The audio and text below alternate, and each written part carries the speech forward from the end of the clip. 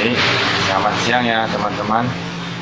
Jumpa lagi di my channel, Diesel Full Injeksi Pump channel ya teman-teman. Jadi hari ini teman-teman saya mau buat video tentang menjelaskan proses kalibrasi sebuah bospom ya, atau full injeksi pump ya teman-teman. Jadi kalibrasi itu tidak sekedar mengatur tembakan sebuah plunger antara plunger yang satu dan plunger lainnya agak sama rata. Jadi tidak sesederhana itu ya teman-teman. Jadi saya akan menjelaskan hal-hal yang dilakukan selama proses kalibrasi bospom itu. Jadi di sini saya coba menjelaskan proses kalibrasi ini dengan bahasa yang sesederhana mungkin ya teman-teman, agar mudah dimengerti gitu ya teman-teman. Karena biasanya pekerjaan kalibrasi atau pengesetan bospom ini saya sendiri yang melakukannya. Tetapi kali ini saya coba menjelaskan apa hal yang saya lakukan ketika mengeset atau mengkalibrasi sebuah bospom. Jadi teman-teman ngerti ya maksudnya ya. Jadi terkadang kita sudah sangat biasa melakukan suatu pekerjaan atau suatu hal tersebut gitu. Tetapi ketika kita ditanya, kamu ngapain sih? Apa hal yang kamu lakukan itu? Jadi kita itu sangat sulit untuk menjelaskan sebenarnya apa yang kita lakukan gitu loh. Jadi kita bisa mengerjakannya, tapi untuk menjelaskannya kepada orang lain apa yang kita lakukan itu terkadang sulit untuk disampaikan dengan bahasa yang mudah dimengerti oleh orang lain. Kira-kira begitu ya teman-teman ya. Jadi kalibrasi atau pengetesan bospom biasanya saya lakukan di atas sebuah mesin test band.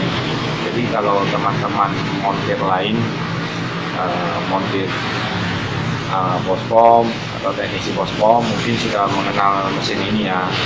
Jadi jika teman-teman mau usaha bengkel bospom itu wajib punya mesin test band ya. Jadi mesin test band ini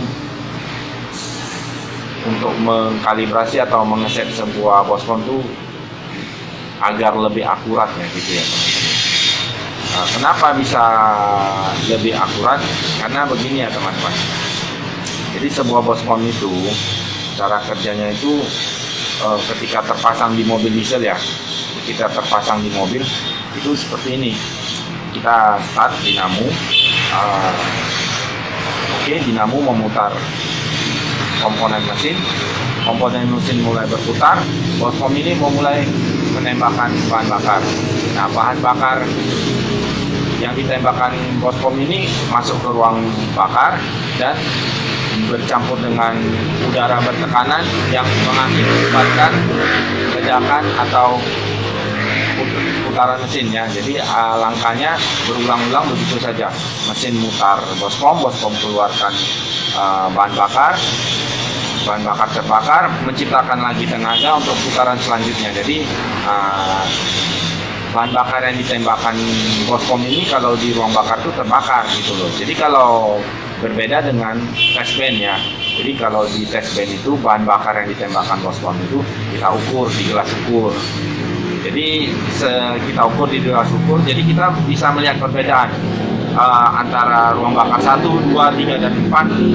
Apakah ada perbedaannya nggak itu jumlah debit bahan bakar yang ditembakkan. Jadi itulah makanya saya katakan lebih akurat ya teman-teman ya.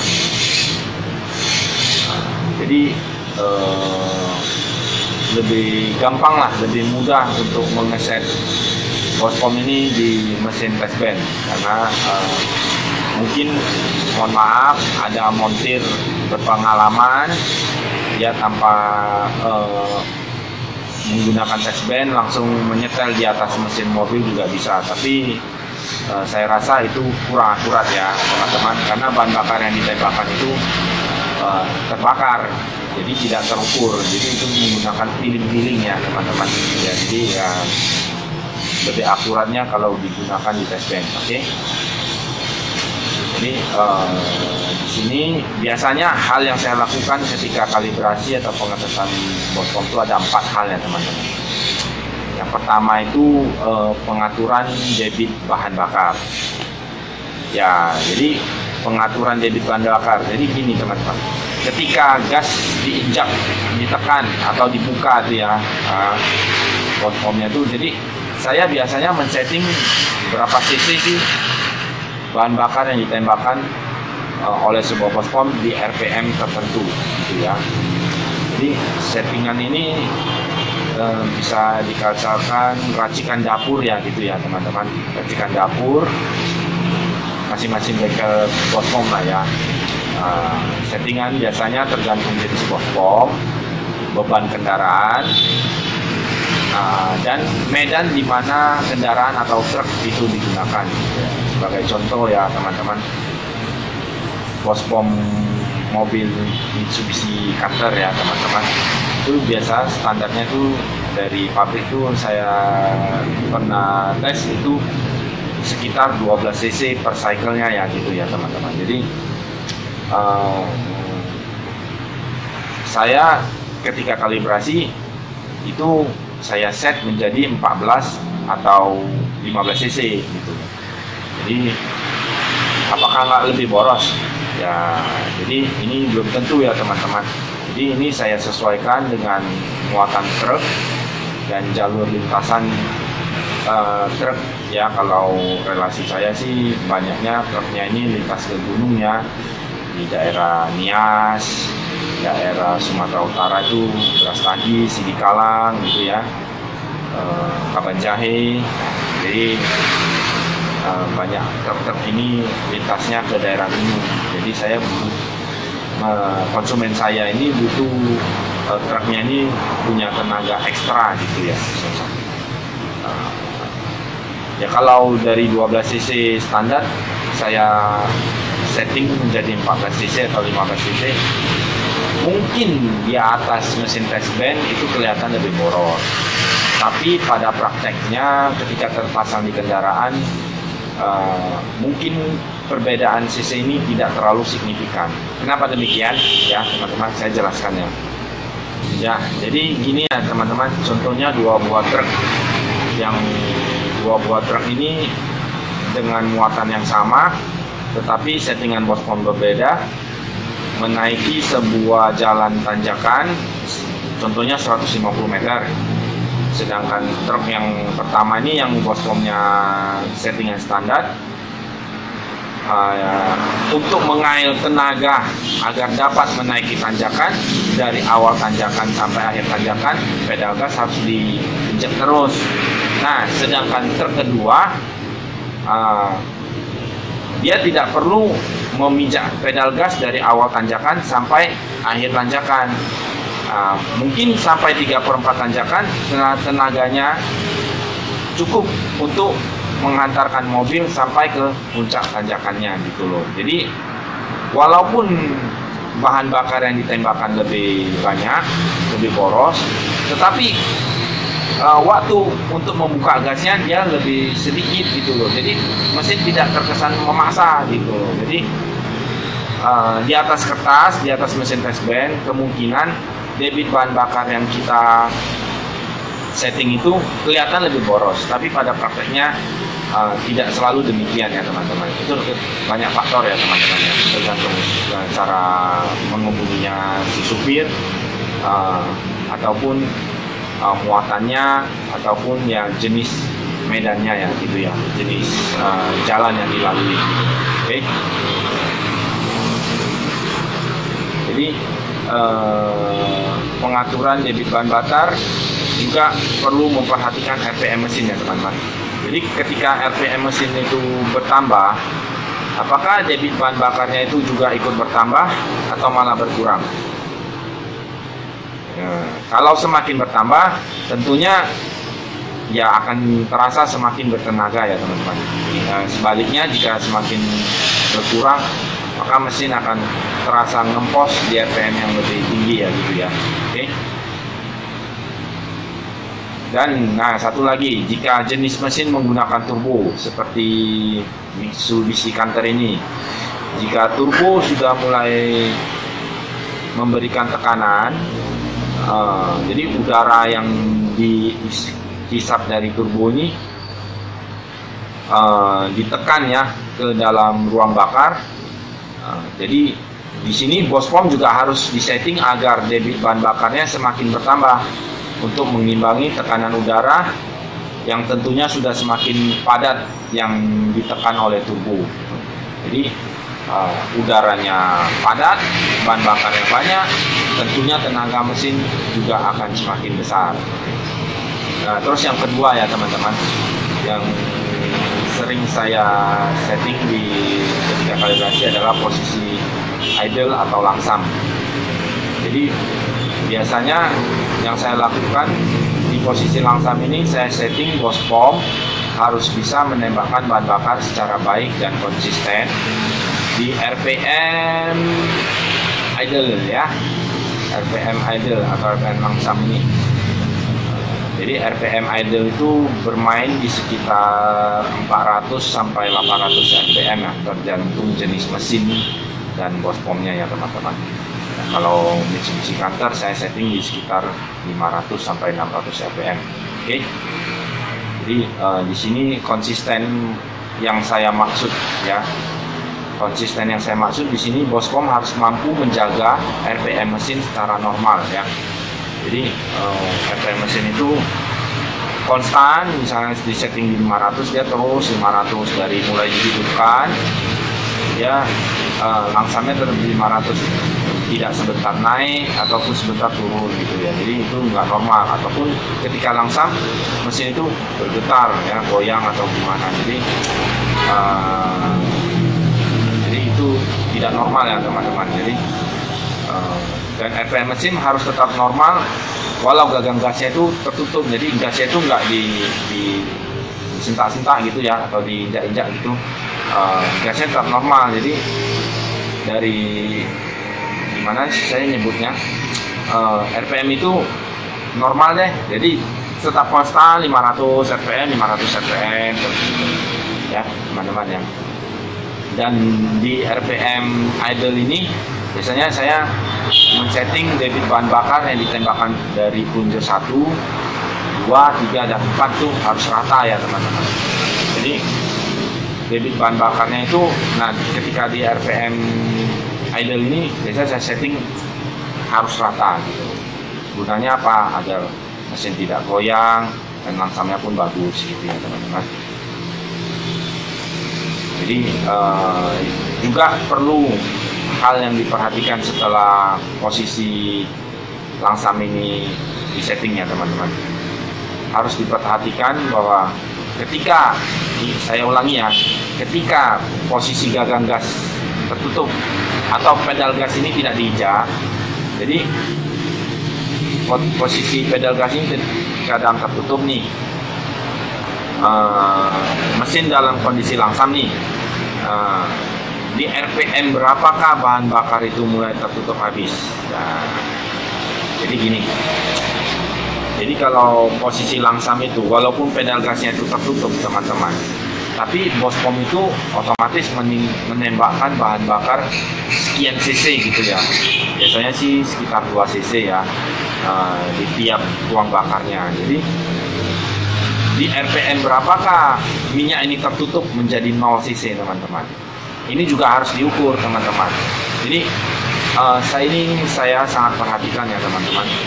Jadi ketika gas tertutup, tapi kalau RPM mesinnya terlalu tinggi baru bahan bakarnya tertutup sempurna, itu bisa terjadi gas yang ngambang ini teman-teman. Jadi ketika teman-teman meminjak pedal gas, suara mesinnya itu tidak langsung turun gitu loh, seperti sangkut, baru gitu loh. Ngerti ya teman-teman? Saya menyebutnya gasnya ngambang gitu loh. Jadi lambat dia turunnya gitu. Jadi ketika gas kita angkat kembali, harusnya RPM mesin itu harus langsung balik ke posisi langsam gitu loh. Jadi di sini perlu disetting agar bahan bakar itu mulai menutup di rentang RPM 700 sampai 1000 RPM ya teman-teman ya. Kira-kira kira-kira yang saya jelaskan ini bisa dipahami nggak ya teman-teman? Saya agak sulit menjelaskannya dengan bahasa yang mudah dicerna, tapi semoga teman-teman memahaminya ya teman-teman. Jadi yang ketiga, penyetingan bahan bakar ketika start mesin. Jadi start mesin itu waktu pertama teman-teman itu bahan bakarnya juga harus disetting ya, di bospomnya itu juga harus setting. Jadi gini loh teman-teman, teman-teman pernah nggak melihat sebuah kendaraan diesel itu kalau pagi susah start, atau ketika start itu harus start panjang sampai ya beberapa detik baru kendaraan itu hidup gitu loh, atau mesin itu nyala gitu ya.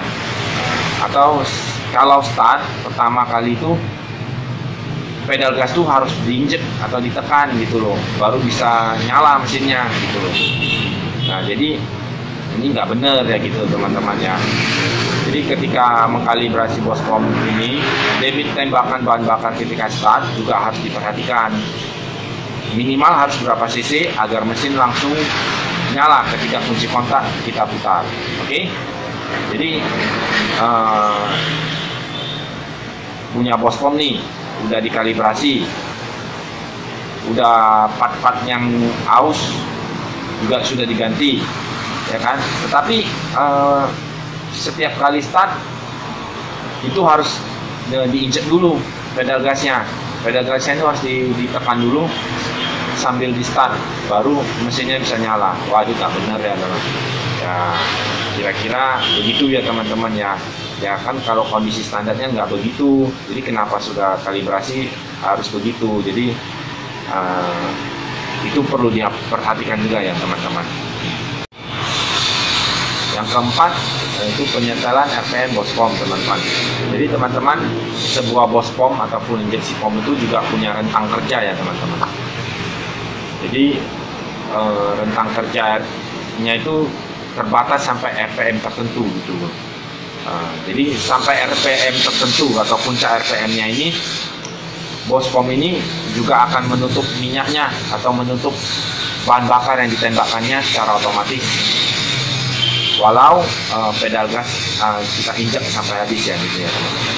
Nah, waktu kalibrasi bospom ini biasanya saya menyeting RPM bospom ini bisa bekerja di RPM yang lebih tinggi gitu ya teman-teman. Jadi RPM-nya contohnya begini, sebuah truk full diesel atau Mitsubishi Canter ya punya RPM rentang kerjanya maksimum di 3.500 atau 3.700 RPM kondisi standarnya. Jadi ketika kalibrasi saya setting menjadi 4.000 atau 4.200 tergantung medan ataupun beban muatan dari truk itu sendiri ya teman-teman. Jadi penyetingan ini berguna untuk apa? Jadi kalau RPM mesinnya lebih bisa teriak lebih tinggi, jadi power band-nya itu lebih merata dari RPM rendah ke tinggi gitu. Jadi ya bahan bakarnya kita tambah, debit bahan bakar yang kita tambah, RPM mesinnya kita tambah, part yang aus kita ganti, ya mudah-mudahan ini pasti menambah tenaga mesin gitu teman-teman ya. Jadi biasanya inilah 4 hal yang saya lakukan ketika kalibrasi sebuah bospom teman-teman. Mohon maaf kepada teman-teman montir atau teknisi bospom lainnya.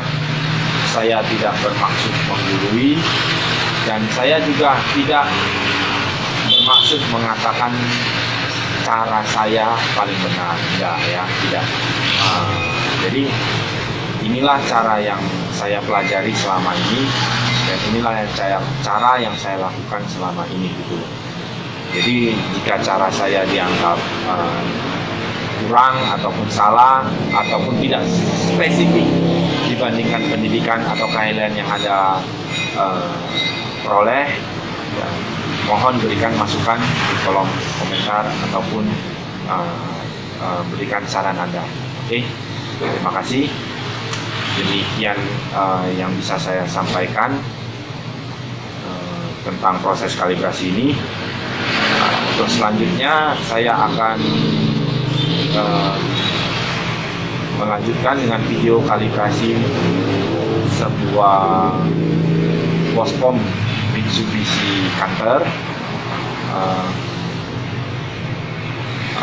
yang akan saya lakukan di mesin test band ya teman-teman. Mohon maaf, kemungkinan kualitas suaranya nanti akan sedikit berisik ya, karena ketika saya tes Bospom di mesin test band ini suaranya agak berisik, jadi kualitas suara yang akan saya sampaikan kemungkinan agak buruk ya gitu. Mohon maaf ya teman-teman.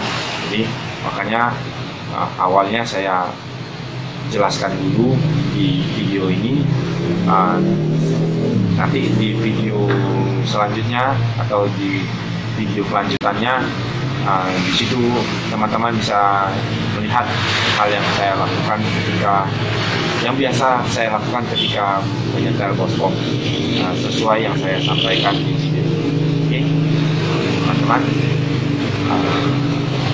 akhir kata, jika teman-teman suka dengan video-video tentang Bospom, teman-teman bisa klik tombol subscribe, teman-teman bisa komen, teman-teman bisa ajukan pertanyaan di kolom komen.